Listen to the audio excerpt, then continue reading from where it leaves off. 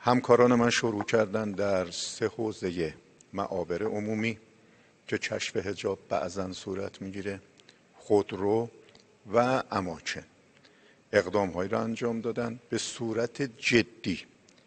با اعلام خبر قبلی از شنبه آینده که 26 فروردین ماه میشه، همکاران من به صورت جدی در این 3 حوزه عمل خواهند کرد، به گونه‌ای که در حوزه معابر با استفاده از فناوری و تجهیزات پیشرفته فرد شناسایی میشه، بهش توجه و تذکر داده میشه و بعد از اون فرد با مدارک معرفی میشه به دستگاه قضایی تا به موضوعش رسیدگی بکنن. در حوزه خودرو بار اول تذکر و توجه داده میشه و بار دوم خودرو به 3 نحو ممکن: 1 توقیف الکترونیکی، 2 توقیف در محل و 3 توقیف در پارکینگ. هر کدومش که عملی باشه انجام میدیم که همینجا هم توصیه میکنیم که رانندگان عزیز دقت بکنن، مخصوصا صاحبان خودرو.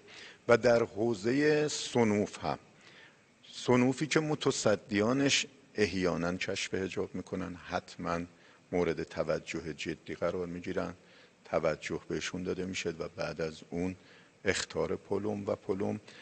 این شامل باغ‌تالارها، رستوران‌ها و مراکز بزرگی از این دست هم خواهد شد که بایستی متوجه باشن.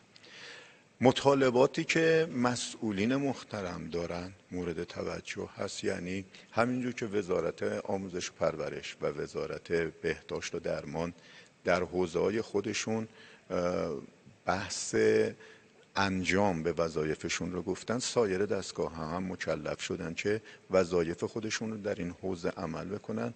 امیدوار هستیم همچنان که مردم عزیز همواره همراه، همکار و همیار ما بودن، در این حوزه هم انجام بدن.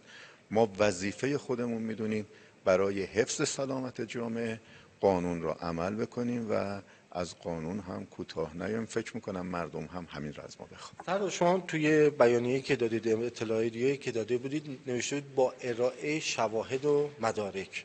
توی خودرو هم این کار رو خواهید کرد؟ چون بعضی وقتا تو دوره قبل که این جریمه ها انجام شد خیلی‌ها میگفتن آقا ما نبودیم، این اتفاق نیفتاده، اشتباه شده. این بار عکس ارائه خواهید کرد که تو دادگاه هم محکمه پسند باشه؟ ببینید، ما بار اول تذکر میدیم و در همون تذکرم از فردی که تذکر میگیره با همون سرپیامک میخوایم ازش که اگر ما اعلام کردیم و نظری بوده و اشتباهی بوده اعلام کنید بهمون. حرف ایشون رو میپذیریم در مرحله اول.